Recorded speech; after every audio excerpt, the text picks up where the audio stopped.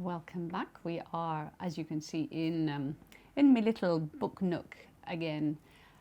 The rain has driven me inside. Finally, I find it very hard to read outdoors in the rain. So we are inside for this round. We will be looking at 5 very different titles.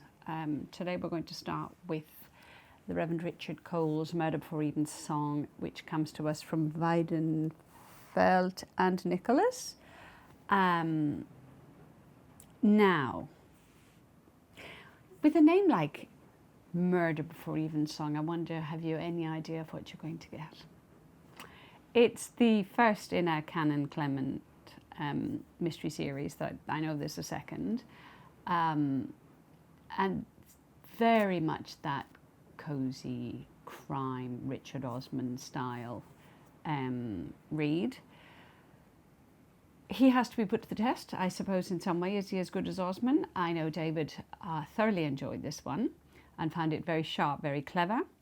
And I have heard it described as a teapot mystery. Make of that what you will.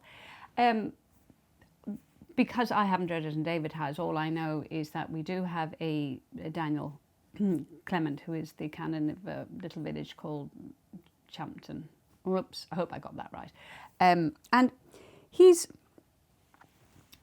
he's living he's living with his, I suppose, slightly sort of tendency to be a bit bullyish sort of mum, who's moved in with him, and he has 2 sausage dogs called Hilda and Cosmos, and of course, I love it when there are dogs. They're usually my favourite characters. Everything starts to go to pot when Daniel Clement, the canon, says he's going to install a toilet in the church, and the ladies of the Flower Guild go, "Oh my God, you can't do that. The purity of the place, you can't, sully a historical building in said manner." And there's a lot of this kind of internal spat, the way vicarage life works, the way a parish would work. And there you get eventually to the murder, where the patron, if you like, of the town, his brother, is found with the secateurs stuck into his neck. And who did that, and why, and how much does his own mother know? How much do the women know? The women always know something. Thoroughly enjoyable, cosy crime. And if you're looking for that Osman style read, you will get it in spades in this one. That's the first one up. Second one up today, quite a different sort of pace and feel, Eleanor Catton's Burnham Wood. And this one comes to us from Granta. Yeah, I am right. Yeah, I'm right. From Granta. And you will remember Catton from when she won the Booker Prize with the Luminaries. Luminaries, please. Blah, blah. David again picked this one up, and so did Hannah, and both of them found it more than just enjoyable. They found this a hugely, deeply satisfying read. Now, it's sort of pitched at us as an eco thriller,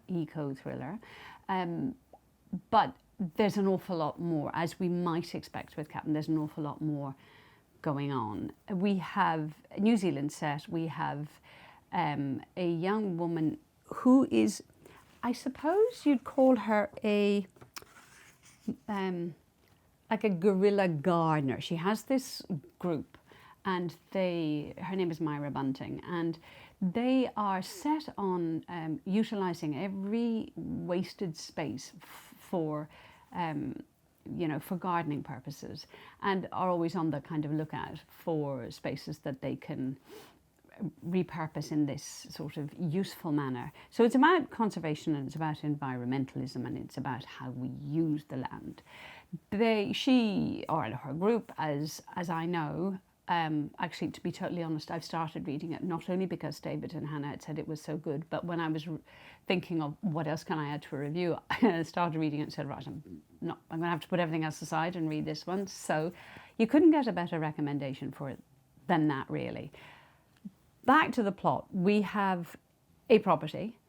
It's not currently inhabited or in use, and its owners have, it's kind of got cut off from a kind of a landslide, I think, from the rest of society. And this guerrilla group have sort of said, oh, that's a rather good spot for us to engage in our gardening practices.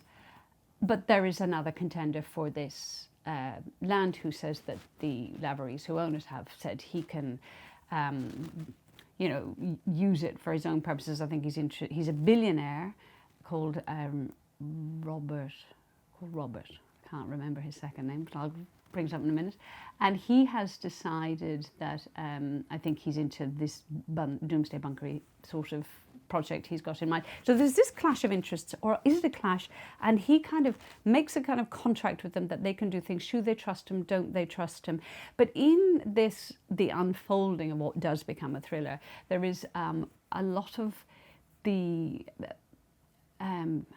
exchange of political ideologies, of ideas of how people behave, why they behave in a certain way, what we're supposed to be doing about the world. And she writes tremendously well, that even she as a writer is kind of not, to borrow from another review, she doesn't come up for breath. Sometimes her sentences are so intricate and long, and you feel her kind of winding you through her story with these sentences, and it's an utterly fabulous read. So do not walk by it, because you will have obviously reference to the Shakespearean Burnham Wood and the catastrophes that will come if you remember your Macbeth, which I studied it, so I have to remember it.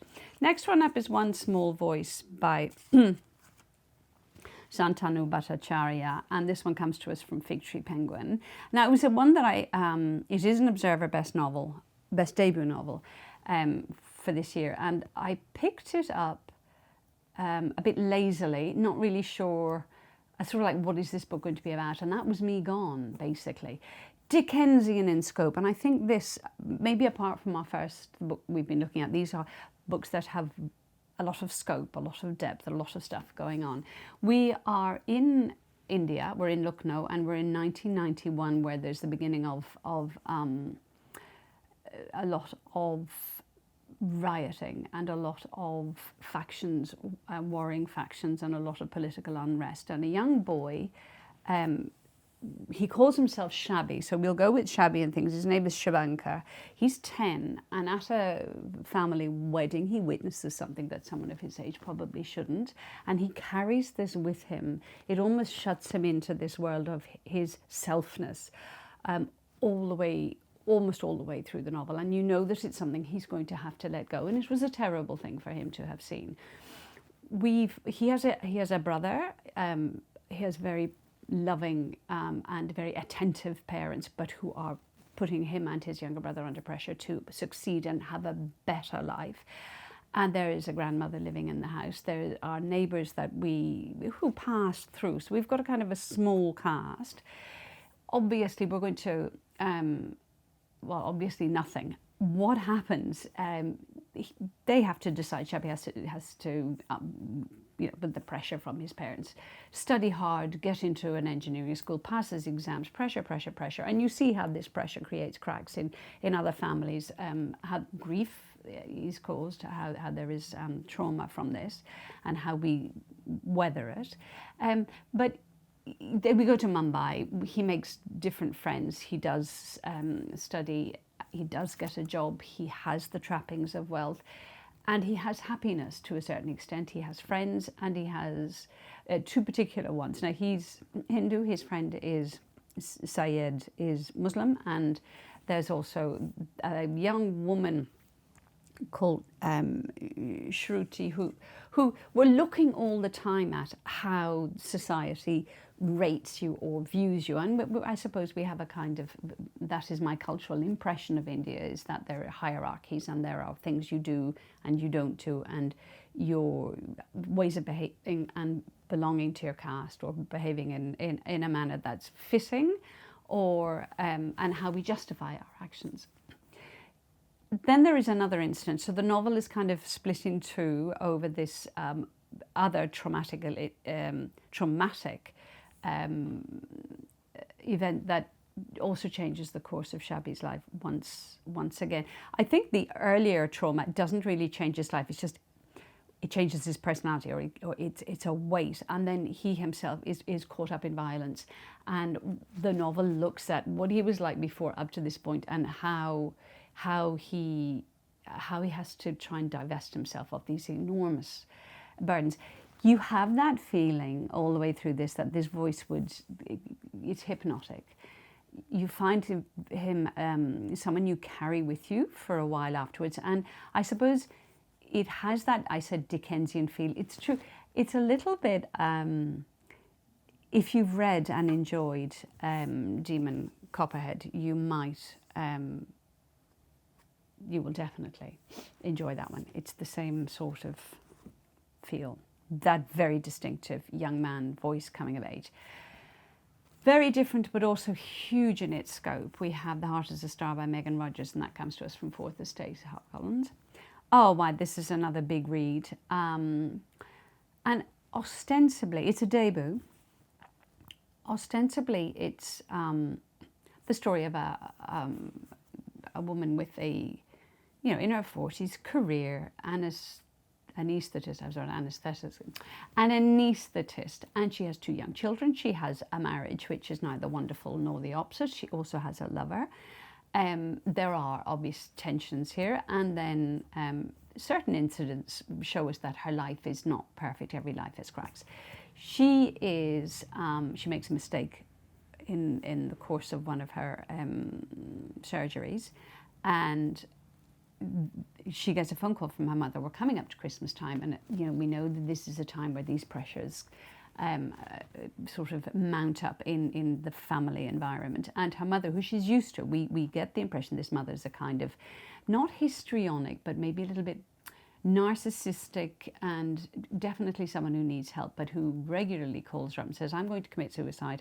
And she has to rush back to Tassie, back to her mum, to prevent this, or find out that, is she trying to commit suicide? But she does. There's something different about this particular phone call.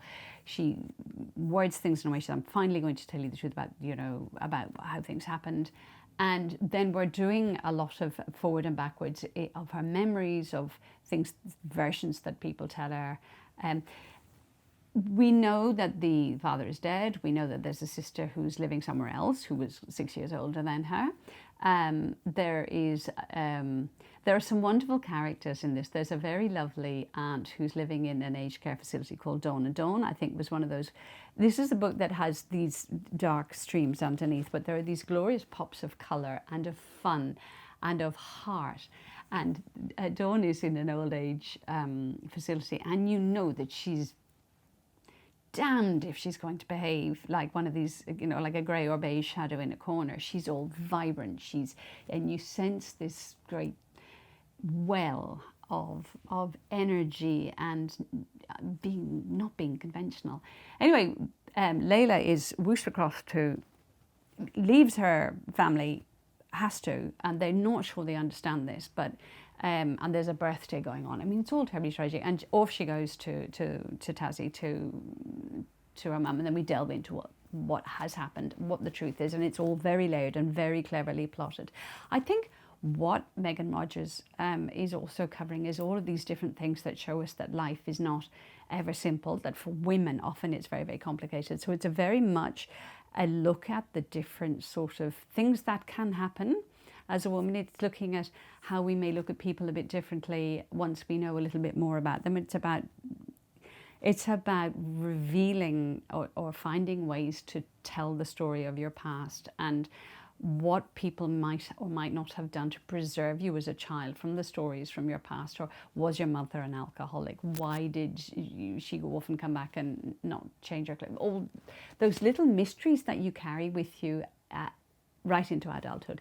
It's also about career. It's about the way you're looked at by your peers. It's about what your children might think of you because they think you might be a nut job. It's about why you might have a lover and it's about all of that. It's about your childhood flame. Was there someone you loved? She packs absolutely everything into this.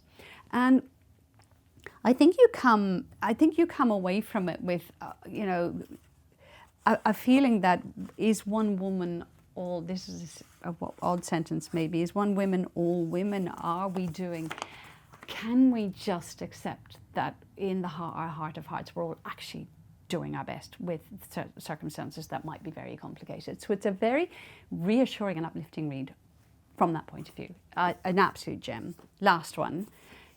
You'll have seen Megan Rogers if you watched the interview with her, which is well worth it. Very, very interesting. My last one for today, The Night Travellers by Armando Lucas Correa. And this one comes to us from Simon & Schuster, and all of you will probably have remembered The German Girl and how terribly successful that was, and also The Daughter's Tale.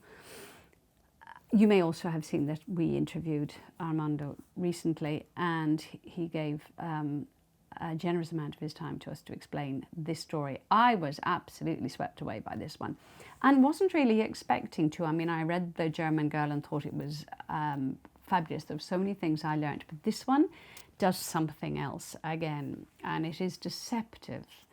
We start with, basically it's 4 young women. We start back in 1930s in Germany. We have a woman, Ali, who is giving birth. Her child is mixed race. The father is a black German musician. Ali herself is a poet. We have this creative thread that's going through this. At some point, and this is what Correa is doing all the time, he is showing us history, and he's showing us history through these stories.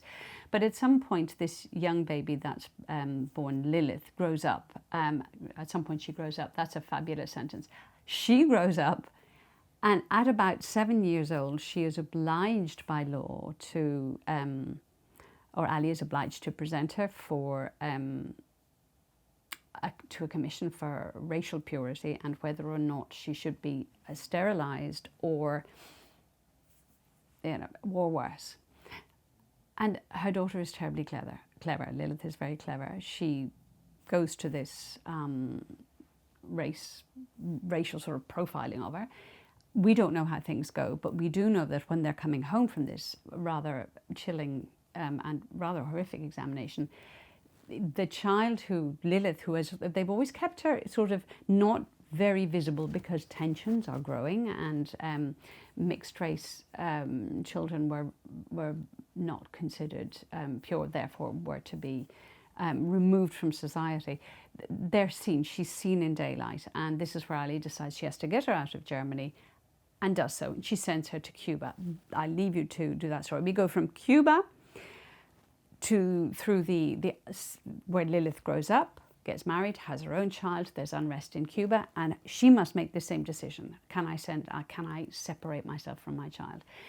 And then she manages to get her daughter Nadine to the US, and then Nadine herself will travel back in time and all over the place to find out her family history. Will end up in Germany. It becomes layered and layered and layered. And I think what Correa does is he kind of sticks these bits of story into him. It's not quite a mosaic because it's more leveled than that. There's more nuance and layer to it. But we are learning the history of the SS San Luis, which went from Germany to Cuba and was denied. The passengers were denied disembarkation unless they paid even more money. But in Correa's story, little Lilith does get off because they have enough money. And then you have the Peter Pan operation from Cuba into the US, where children were sent parentless in aeroplanes and were fostered out to families or adopted. And then who were these adopting families and what were their history? And Correa sends us backwards and forwards, connecting with these incredibly complex threads to, we find out what happened to these mothers who are left behind, because the story is bringing us forward, but there's all of this that's been left behind, and we still want to know. What I love about Correa is that there are some certainties, but then when you look back at things and he makes you look at it again in a different light. We have the facts, we have the research, but we also have this way of looking at people. Were they good? Were they bad? Why did they make this decision? Why would a German soldier, a Nazi, help Lilith out of the country? How did love come into this? And I think Correa is incredibly generous in his storytelling, incredibly wise in the way he makes us think about moral ambiguity or the way we judge people. And I think this is one of perhaps the most, it was a read that I just dove deep into it and emerged the other side saying, wow, A, I didn't know all of that, and B, that was amazing storytelling. I just really, really loved it. So that's The Night Travellers. I'm going to shut up now. I do wax a bit lyrical, don't I? Thank you for listening to me.